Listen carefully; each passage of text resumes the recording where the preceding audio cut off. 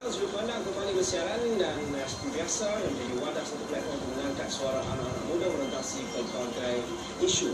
Dan selamat tahun baru 2014, 3 tahun melawat Malaysia dan malam ini sudut pandang ingin melihat dengan lebih teliti Malaysia, pelancongan Malaysia untuk dunia orang muda. Kita bercakap secara bagaimana mempromosi Malaysia ini menjadi satu jenama dari Bali, serantau juga malam yang sama. Kita melihat dalam konteks yang lebih besar youth tourism, pelancongan anak muda dan penggerak iaitu masyarakat sibuk itu sendiri.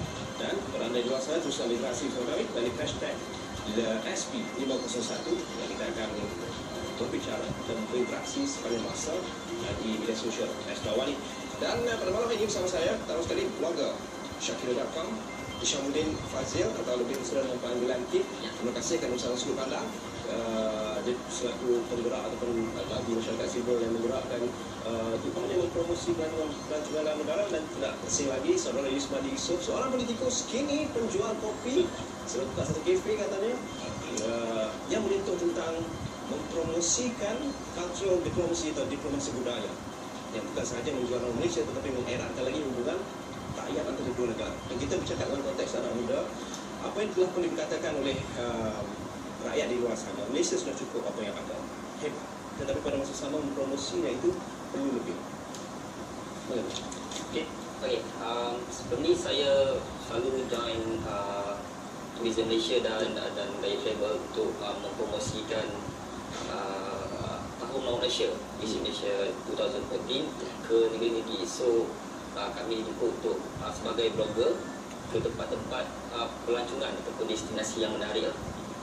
Sebab di kawasan-kawasan seperti Negeri Perak, Johor, Tok Melaka, Bandar Bersejarah, ada tempat-tempat yang saya sendiri pun tak pernah pergi lagi, contohnya Perak Man, Lenggong kan. So dengan kita boleh tahu budaya, makanan, di satu tempat ada seni bina dan artifaknya. So memang menarik lah. So dan kami menulis mengenai apa yang kami lalui untuk mempromosikan Tahun Laut Malaysia. Berdasarkan melalui perspektif saudara Yusmadi, strategi pemasaran ideal untuk kita boost, sebab melihat dalam konteks sasarannya 28 juta pelancong dengan ini numbers dengan pendapatan 76 bilion ringgit di jangka fokus pada 2014, itu adalah sasaran. Tetapi strategi bagaimana kita melihat 2014 ini kerjanya perlu lebih berbeza. Saya kebetulan ketika mana mulanya kerja pelancongan itu diterjui oleh pimpinan baru, iaitu di bawah Datuk Seri Nazri Aziz ataupun dipanggil dengan Masra yang Chief. Jadi saya dapat peluang mengikuti rombongan, iaitu negeri yang pertama iaitu Sabah.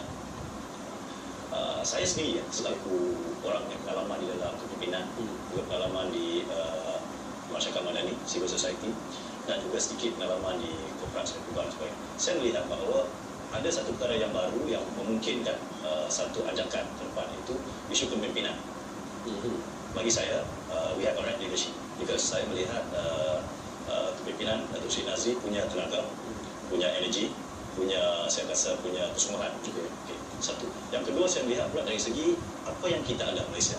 Jadi sebenarnya brand Malaysia Truly Asia ini semenjak saya berada di luar negara amat kuat, one of the strongest brand.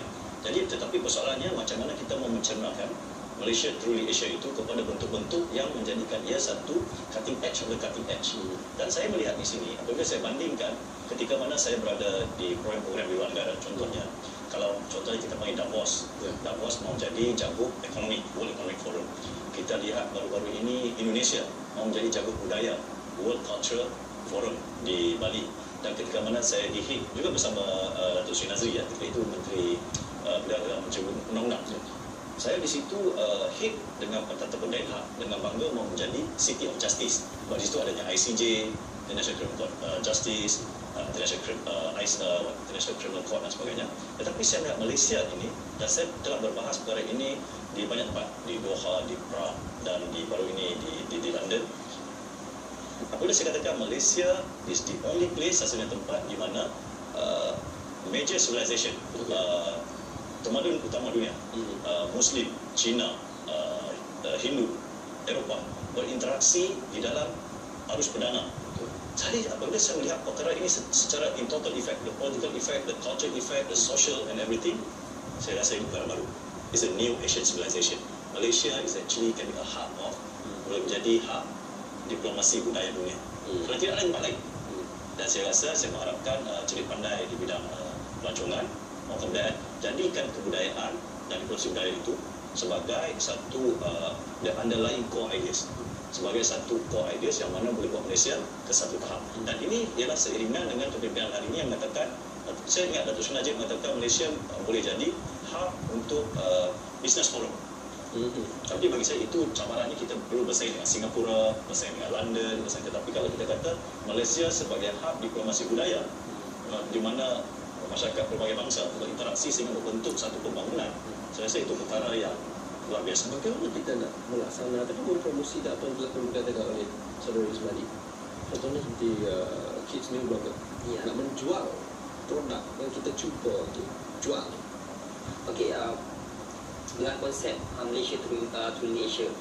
Okey, memang kita tahu Malaysia ni banyak agama, bangsa kan. So kita boleh promosikan macam makanan. So kita ada nasi lemak, ada capati, boleh ada laksa.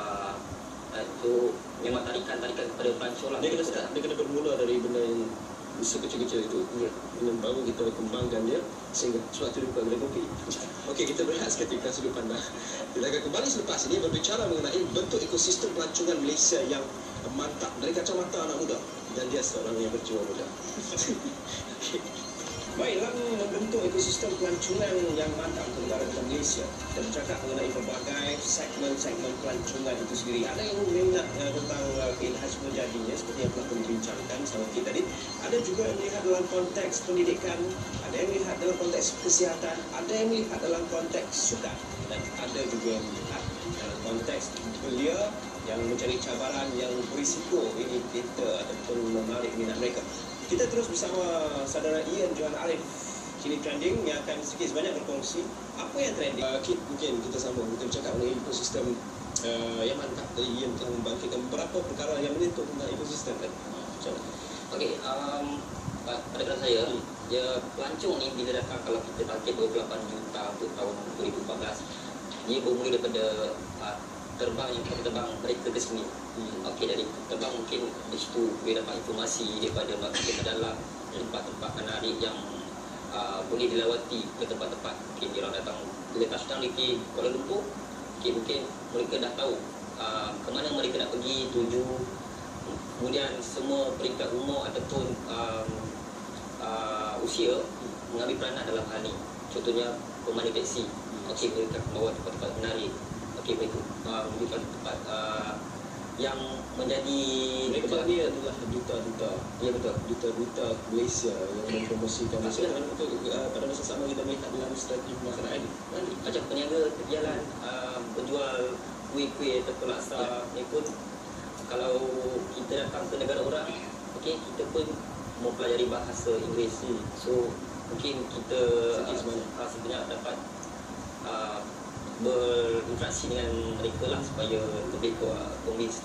Okey, saudara Yusmadi, kita tengok duta-duta kecil. Kalau bercakap duta-duta kecil, saya tertarik apabila bercakap cultural diplomasi itu sendiri. Diplomat budaya yang paling penting betul.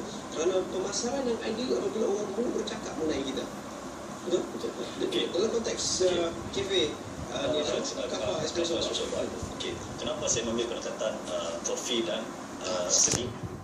Sebab saya melihat kalau begini, contohnya kita melihat grafiti yang mulai cantik di bandar-bandar, di Pulau Pinang, di Johor dan sebagainya. Kadang-kadang perkara itu disalah tafsirkan kepada tenaga-tenaga tenaga negatif. Ini sebenarnya saya anak muda, kebetulan ada cikgu sekolah seni di Bukit Pentajam dan kulit.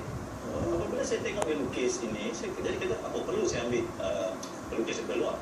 Dan saya katakan harganya rendah, lebih separuh daripada harga kalau kita menggunakan pelukis dari luar. Dan ini sudah saya buktikan di lapangan terbang antarabangsa Pulau Pinang. Okay. Dan yang perkara ingin saya tekankan di sini, ia melibatkan satu anjakan paradigma daripada kepimpinan di atas sehingga ke bawah. Maksud saya, kalau Malaysia ini bermula dengan pertanian, satu liga, lepas itu pembuatan. lepas itu kita cuba ke Martinez Corridor, agak tak berapa ke mana, tapi kita sekarang bergerak kepada perbankan Islam semuanya. Saya menjangkakan apabila pimpinan bercakap mengenai ekonomi kreatif, inovasi kreatif, saya menampak potensi kita panggil pelancongan dan kebudayaan ini sebagai satu profesi baru. Bayangkan kalau kepimpinan di atas mengatakan pelancongan dan kebudayaan bukan satu bidang profession yang boleh kita memang manfaat kepada anak muda. Karena saya kata seperti itu, contohnya kalau kita di luar negeri, anak muda yang bersekolah di sana, kalau dia berkelakuan baik, implikasi sampai ke Malaysia. Kalau dia tidak berkelakuan baik pun implikasi sampai ke Malaysia. Bayangkan kalau saya seorang pemimpin, saya katakan, now everyone is a culture diplomat of Malaysia. Awak mungkin sapu sampah, awak mungkin peniaga CEO. Bayangkan apa saja awak buat di luar itu mendapat implikasi pada Malaysia. Dan bayangkan kalau seorang pelajar kata kat saya hari ini, saya cuti musim panas, saya nak bawa rakan-rakan saya daripada Amerika datang bercuti di Malaysia, di mana homestay-nya. Tetapi isunya di sini, apabila saya menekankan isu top down daripada ke atas, dananya mesti disediakan, sistem sokongan. Jadi hari ini contohnya anak muda yang dapat, saya beri contoh kan, ada anak muda dijemput Palestinian Fine Arts Fair. Saya tahu anak muda itu hebat orangnya. Saya tak sebut nama dia di sini. Tetapi bila saya pilih ke YB ya, saya duit hotel pun tak ada orang tolong, saya duit kapal terbang ada orang tolong. Saya tahu matrik ada, tetapi isunya dia jadi terlalu birokrasi. Bayangkan kalau ada satu integrated unit yang dibuat oleh kerajaan hari ini yang menjadi satu one stop. Yang mana ingin saya cadangkan, unit diplomasi budaya ini mestilah diintegrasikan di bawah Kementerian Pelancongan dan Kebudayaan dengan didukung oleh Kementerian Luar. Dan bayangkan semua rakyat Malaysia yang saya tahu ramai di China Town dan sebagainya di mana mempromosikan Malaysia, dan saya tahu pejabat TDC juga berada di banyak bandar-bandar utama dunia, di Paris, di Tokyo, di New York. Bayangkan semua ini jadikan tech club, tourism and culture club, yang mana semua dapat sistem sokongan dan dibentuk pula dana apa yang saya katakan sebagai tech impact fund, yang mana itu satu benda realistik untuk bantu anak-anak ini. Sebab dia juga ada where itu juga. Kerana Agoda itu, saya tahu bermula di Phuket. Ya, yang hebatnya social media platform juga. Agoda. Kita berehat seketika. Kita akan kembali selepas ini bercakap mengenai. Baik, saya tadi langsungnya acara sambutan khas Sempena Tahun Baru Malaysia TMM 2014 ini yang diadakan serentak di 37 pintu masuk negara. Tapi wartawan kami Syantawi Salahuddin yang membuat liputan di sana membangkitkan persoalan-soalan mengenai tourism, youth tourism atau pelancongan anak muda ini. Syantawi. Ya, Syuat. Apa contohnya? Okey, bercakap mengenai pelancong muda ke Malaysia, rata-rata kita sasaran yang diberi perhatian oleh Tourism Malaysia dan juga kerajaan adalah mengenai pelancong luar ataupun antarabangsa. Tapi bila melihat balik dalam skop pelancong muda yang lebih gemarkan pada pelancongan kembara ataupun backpacking ini, perlu diberi mungkin lebih banyak penekanan dan juga approach yang sesuai pada mereka, kerana mereka bukanlah yang sering kita lihat ataupun yang menggunakan media-media yang perdana seperti kebanyakan pelancong-pelancong asing. Kebanyakannya menggunakan media sosial, pendekatan alternatif dan juga sebagainya untuk akses kepada sesebuah negara itu. Jadi fasiliti, accessibility jadi perkara utama apabila bercakap mengenai pengembara muda dia ke sesebuah negara. Syuat. Terima kasih Syarul Kami yang membangkitkan satu persoalan yang menarik di situ, kerana saya cuba relate ataupun kaitkan dengan World Youth Student dan Education Travel Corporation ada mengatakan dan menyebut tentang kriteria adventurous young backpackers ini ataupun pelancong kembara yang sekitar umur 16 hingga 24 tahun yang mereka suka benda yang mencabar dan berisiko. Cakap mengenai kita nak kita pada segmen yang begitu, dan pada masa sama kita juga ada menekankan tentang pelbagai anak muda seperti pelancongan volunteer ataupun kesukarelaan ini. Okey, untuk yang pelancong muda ni, seharusnya macam dekat Malaysia ni macam kurang lagi lah. Mereka yang ni nak backpack golongan 16 ke 24 tahun. Kalau kita tengok pelancong yang datang ke sini, mereka biasanya saya nampak mereka datang berdua ataupun seorang. Dia datang seorang bawa peta, dia tengok jalan. Okey, so sambil sampai ke tempat yang bersejarah, mungkin dekat Melaka, dia baca buku, dia mengkaji. Pelancong ni suka mengkaji.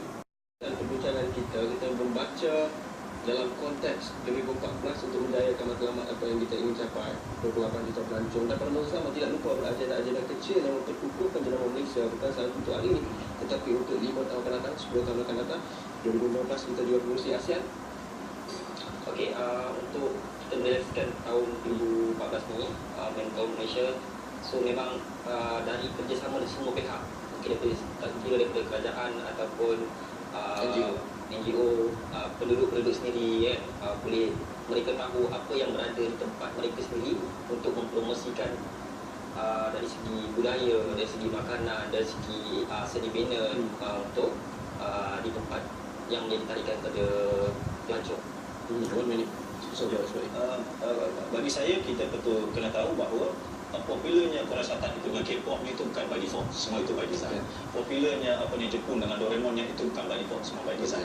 Itu merupakan gerak kerja yang kemas, teratur, terancang, yang mana hari ini saya tengok kepimpinannya ada betul, kesungguhannya ada, dan saya rasa kalau diberi satu perancangan yang rapi, kerana bagi saya setiap tahun saya di Parlimen, saya melihat angka peningkatan hasil daripada pelancong itu meningkat, dan segala yang terbaru ialah 28 bilion, dan saya rasa dengan kepimpinan yang betul, semangat aktivasi kita yang ada, saya rasa saya yakin kita boleh dapat sasaran yang lebih daripada yang sebelum. Okey, terima kasih kepada kedua ahli panel kita, Saudara Ismadi Yusof, pemilik Kafa Espresso Bar Pulau Pinang, dan terima kasih kepada Saudara Syamuddin Fazil atau Saudara Kit, blogger yang sentiasa menjual Malaysia di luar negara. Kita melihat jenama Malaysia yang kuat ni. Terima kasih kepada anda di luar sana. Teruskan interaksi bersama kami melalui #SP501 sebagaimana bersiaran setiap malam mengangkat suara anak-anak muda merentasi pelbagai isu. Saya Ashfaq Ismail, teruskan bersama kami anda di saluran berita segenap dimensi. Selamat kembali di 2014. Okey.